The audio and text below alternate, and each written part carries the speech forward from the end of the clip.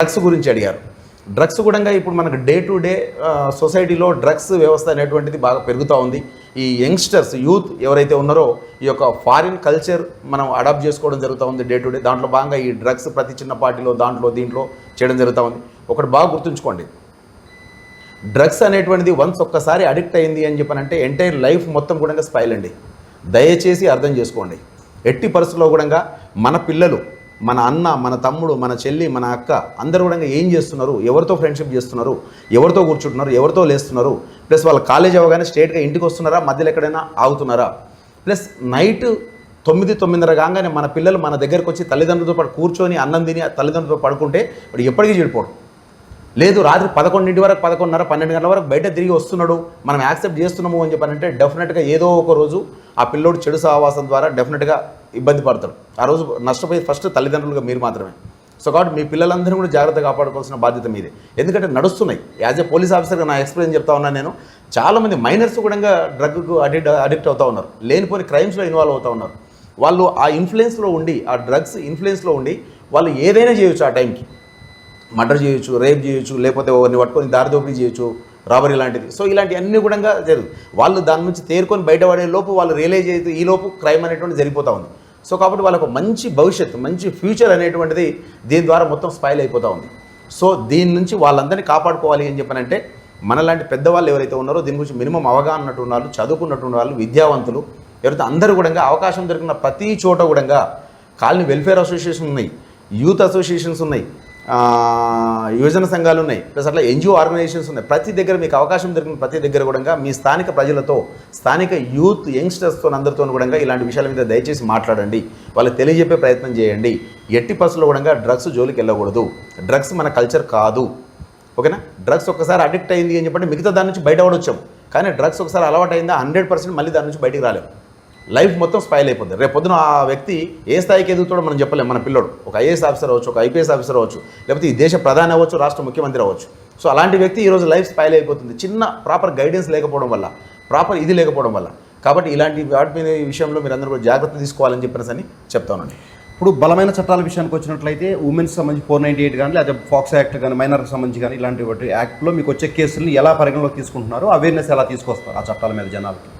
Yes, ఇప్పుడు present Telangana పోలీస్లో మా senior officers యొక్క ఇన్స్ట్రక్షన్స్ ప్రకారంగా క్రైమ్ అగేన్స్ట్ ఉమెన్ అంటే ఉమెన్ రిలేటెడ్ క్రైమ్స్ ఏది ఉన్నా కూడా మేము టాప్ ప్రయారిటీ కింద సపరేట్ సెల్స్ ఏర్పాటు చేసి చాలా సీనియర్ ఆఫీసర్లను నియమించి దీన్ని సపరేట్గా చేయడం జరుగుతుంది. షీ టీమ్స్ లాంటివి పెట్టి మేము వాళ్ళకి చేయడం అనేది మీరు అందరూ కూడా సొసైటీ అందరూ కూడా గమనిస్తూ ఉన్నారు. సో దాంట్లో భాగంగా ఉమెన్ రిలేటెడ్ ఎలాంటి క్రైమ్ వచ్చినా కూడా మేము ఖచ్చితంగా యాజ్ పర్ లీగల్గా వాళ్ళకి ప్రొటెక్ట్ చేస్తూ ఉన్నాము. ఒక వ్యక్తి మమ్మల్ని ఆశ్రయించి ఏదో ఒక నమ్మకంతో మా దగ్గరకు వచ్చినప్పుడు డెఫినెట్గా వాళ్ళకి with in the frame of లాలో వాళ్ళకి ఏ విధంగా మనం సాయం చేయొచ్చు, ఎటువంటి డిలే లేకుండా, వితౌట్ ఎనీ డిలే మేము వాళ్ళకి చేయడం కోసం అని చెప్పి ట్రై చేస్తాం. చాలా పోక్సో కేసెస్ రిపోర్ట్ అవుతూ ఉన్నాయి. ఎందుకంటే ఇక్కడ అందరూ కూడా లేబర్, తెల్లారితే తల్లిదండ్రులు ఇద్దరు కూడా పనికి వెళ్తూ ఉంటారు, పిల్లల్ని స్కూల్కి వదిలిపెడతా ఉంటారు. వాళ్ళు పిల్లలు స్కూల్కి వెళ్తున్నారా లేదా కూడా వీళ్ళు తెలియదు. సో అట్లా ఆ టైంలో కూడా ఇలాంటివన్నీ కూడా క్రైమ్స్ రిపోర్ట్ అవుతూ ఉన్నాయి. అటువంటి వాటి మీద కూడా మేము అవగాహన సదస్సులు ఏర్పాటు చేస్తూ ఉన్నాం. మా ఏరియాలో డ్రగ్స్ క్యాంపెయినింగ్ చేస్తూ ఉన్నాం, స్కూళ్ళల్లో, కాలేజీలలో, ప్లస్ కాలనీలలో. At the same time cyber crime campaigns కూడా ఏర్పాటు చేస్తూ ఉన్నాం. సో కాబట్టి ఉమెన్కి ఎప్పుడు కూడా టాప్ ప్రయారిటీ ఉంటుంది. మీరు ఫీడ్బ్యాక్ విషయానికి వచ్చినట్లయితే క్యూఆర్ స్కానర్ ఒకటి ఏర్పాటు చేసి ఫీడ్బ్యాక్ అంటే మీరు చేసిన దానికి సంబంధించి వాళ్ళు ఎంతవరకు ఫీడ్బ్యాక్ ఇస్తారు, అంటే మంచి ఏం జరిగింది ఏం జరగలేదు అనేది ఒక స్కానర్ అరేంజ్ చేశారు. దాని మీద పబ్లిక్ నుంచి ఎలాంటి రెస్పాన్స్ వస్తుంది, మీకు రెస్పాన్స్ వస్తుంది? ఎస్, తెలంగాణ పోలీసు మా సూపీరియర్ ఆఫీసర్స్ అందరూ కూడా అంటే మేము ఏ విధంగా పనిచేస్తున్నాం అంటే ఒట్టిగా అందరినీ గుడ్డిగా నమ్మి వదిలిపెడితే కాదు కదా. సో కాబట్టి పర్షియన్స్ అనేటువంటిది ఉండాలి అనేటువంటి దాంట్లో భాగంగా ఎస్, ఇప్పుడు ఒక స్టేషన్ హౌస్ ఆఫీసర్ ఉన్నారు, ఇప్పుడు నేనున్నాను, నేను ఏ విధంగా పనిచేస్తున్నాను అనేటువంటిది థర్డ్ పార్టీ ద్వారా డెఫినెట్గా మా వాళ్ళు సూపర్వైజ్ చేస్తూ ఉన్నారు. ఈరోజు నా పొల్యూషన్ బాలనగర్ పొల్యూషన్ ఎన్ని పిటిషన్స్ వచ్చాయి, పిటిషనర్స్ నెంబర్స్ మొత్తం అన్నీ కూడా మేము ఆన్లైన్ చేస్తాం, ఎంటర్ చేస్తాం. యావరేజ్గా ఈరోజు నా పొల్యూషన్కి 10 to 15 పిటిషన్స్ వస్తాయి ఒక రోజుకి. సో 10 to 15 మెంబర్స్తో డీజీపీ ఆఫీస్ నుంచి వాళ్ళు పర్సూ చేసి డైరెక్ట్గా కాల్ చేసి మాట్లాడతారు సిటిజన్స్తో. సో ఆ మాట్లాడినప్పుడు మీరు ఈరోజు పోలీసుకి వెళ్ళారు కదా, ఎవరితో మాట్లాడారు, మొట్టమొదటి మిమ్మల్ని ఏ విధంగా రిసీవ్ చేసుకున్నారు, ఎవరు మాట్లాడారు, మీరు ఎవరితో కలిశారు, ఎస్ఐతో మాట్లాడారా, సిఐతో మాట్లాడారు, వాళ్ళు మిమ్మల్ని ఎట్లా మాట్లాడారు, మీ బాధ విన్నారా లేదా, సో మిమ్మల్ని ఎట్లా రెస్పాండ్ అయ్యారు, మీ యొక్క రెస్పాన్స్, మీ యొక్క సాటిస్ఫాక్షన్ ఎంతవరకు ఉంది అని చెప్పేసి ఒక 10 మార్క్స్ ఉంటే దానికి మీరు ఎన్ని మార్క్స్ ఇవ్వగలుగుతారు మా అధికారులకి అని చెప్పనేటువంటిది మా వాళ్ళు సర్వే చేస్తూ ఉన్నారు. సో దాంట్లో భాగంగా దానికోసం అని చెప్పిన మా వాళ్ళందరూ కూడా ఇప్పుడు ఇంకోటి ఇప్పుడు వచ్చే ప్రతి ఆఫీసర్ అందరూ కూడా well educated, highly educated officers వస్తూ ఉన్నారు డిపార్ట్మెంట్లో. సో కాబట్టి ఇప్పుడు ప్రతి ఒక్కరు కూడా ఒకప్పుడు పాతకాలంలో ఉన్నటువంటి పోలీసింగ్ అనేటువంటిది లేదు. పాతకాలంలో ఉన్నట్టుగా పోలీసింగ్ అనేటువంటిది ప్రతి ఒక్కరిని అంటే రూడ్గా బిహేవ్ చేయడము, మాట్లాడడం, తిట్టడం అది ఎప్పటి కూడా లేదు. మొత్తం అంతా కూడా చేంజ్ చేసుకున్నాం. ఫ్రెండ్లీ పోలీసింగ్లో భాగంగా ఇప్పుడు అందరూ కూడా సిటిజన్ సెంట్రిక్గా ఎవరికి ఎలాంటి వాల్యూ ఇవ్వాలో వాళ్ళకి ఇచ్చి అందరినీ రిసీవ్ చేసుకొని కూర్చోబెట్టి చేసి మొట్టమొదటి మా రిసెప్షనిస్ట్ దగ్గరికి వస్తారు. వాళ్ళు కూర్చోబెట్టి వాటర్ ఆఫర్ చేసి, వాళ్ళ సీట్ ఆఫర్ చేసి, వాళ్ళు కూర్చున్న తర్వాత రాసే వాళ్ళు ఉంటే కనుక వాళ్ళకే వైట్ పేపర్ ఇస్తాం, వాళ్ళనే రాయమంటాం వాళ్ళ సమస్య ఏంటి అనేటువంటిది.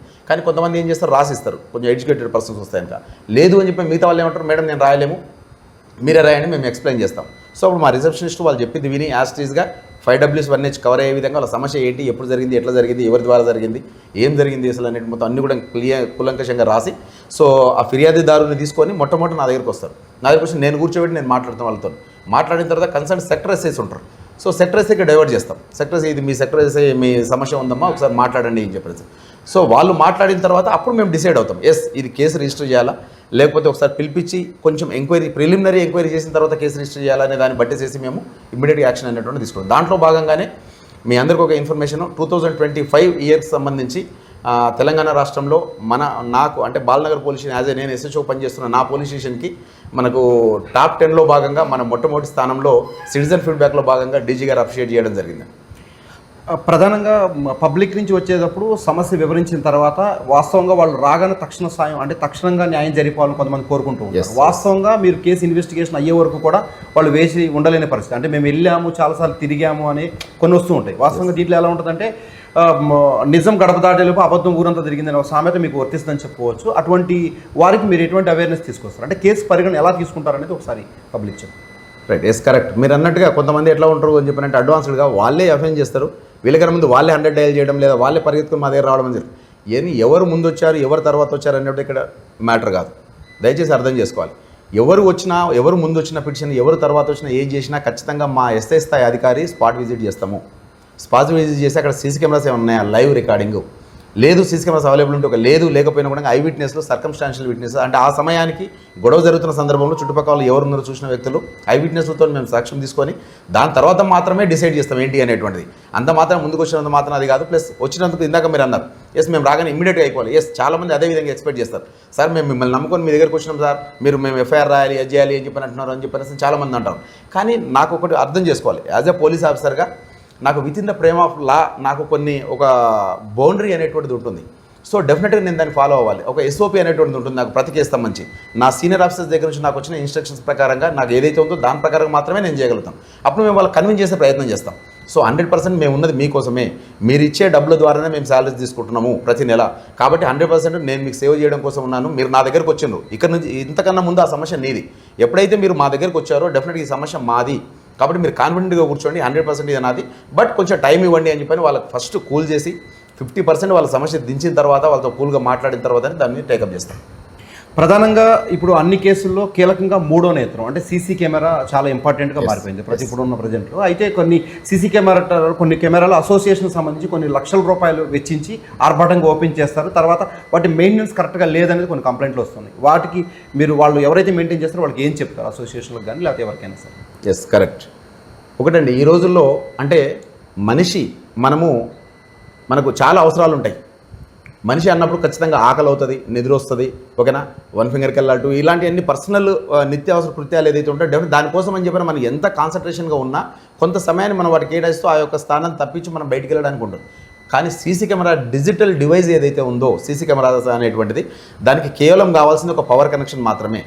ఎప్పుడైతే పవర్ కనెక్షన్ ప్రాపర్గా ఉందో, అన్ఇంటరప్టెడ్ పవర్ సప్లై ఎప్పుడైతే దానికి కంటిన్యూస్గా ఉందో డెఫినెట్గా అది 24/7 పనిచేస్తుంది. మనిషి కన్నా ఎక్కువ అది కాన్సన్ట్రేషన్గా పనిచేస్తుంది. ప్రతిదీ లేటెస్ట్ కాన్ఫిగరేషన్తో 5 మెగాపిక్సెల్ కన్నా ఇంకా లేటెస్ట్ కెమెరాస్ వచ్చాయి, ఆడియో రికార్డింగ్ కెమెరాస్ వచ్చాయి, నైట్ విజన్ కెమెరాస్ వచ్చాయి. ప్లస్ కాబట్టి సీసీ కెమెరా యొక్క ప్రాధాన్యత అనేటువంటిది ఈరోజు సంఘంలో చాలా పెరిగింది. ప్లస్ ఎస్పెషల్గా క్రైమ్ డిటెక్షన్ దాంట్లో ఇది ప్రధాన పాత్ర పోషిస్తుంది ఈరోజు సీసీ కెమెరా అనేటువంటిది. దానికోసం అని చెప్పేసి మేము ఈరోజు ప్రతి కాలనీలో కూడా కాలనీ వెల్ఫేర్ అసోసియేషన్ పెద్ద వాళ్ళ దగ్గరికి వెళ్ళినప్పుడు మేము వాళ్ళకి ఎక్స్ప్లెయిన్ చేసే ప్రయత్నం చేస్తూ ఉన్నాం. వాళ్ళకి మీటింగ్స్ కండక్ట్ చేసి వాళ్ళని మేము అర్థం చేయించే ప్రయత్నం చేస్తూ ఉన్నాం. సో ప్లస్ యంగ్స్టర్స్ ప్రతి వాళ్ళు కూడా ఏదైనా కేస్ స్టడీస్ ఉన్నప్పుడు వాళ్ళకి మేము లైవ్ కేస్ స్టడీ గురించి వాళ్ళకి ఎట్లా మేము ఛేదించగలిగాము సీసీ కెమెరా ద్వారా అనేది మేము వాళ్ళకి చెప్పగలిగాం మేము. సో కాబట్టి ఆ విధంగా కన్విన్స్ చేసి ప్రతి కాలనీలో కూడా సీసీ కెమెరాలకు ప్రాధాన్యత తెలియజెప్పి వాళ్ళ ద్వారా సీసీ కెమెరాలు పెట్టిస్తూ ఉన్నాం మేము. కాబట్టి సీసీ కెమెరాస్ అనేటువంటిది అందరి సిటిజన్స్ కూడా దయచేసి చెప్తా ఉన్నాను, దయచేసి సీసీ కెమెరా అనేటువంటిది ఒక్కసారి పెట్టుకుంటే నెక్స్ట్ 20 ఇయర్స్కి మన యొక్క ప్రాపర్టీ, పర్మనెంట్ ప్రాపర్టీ.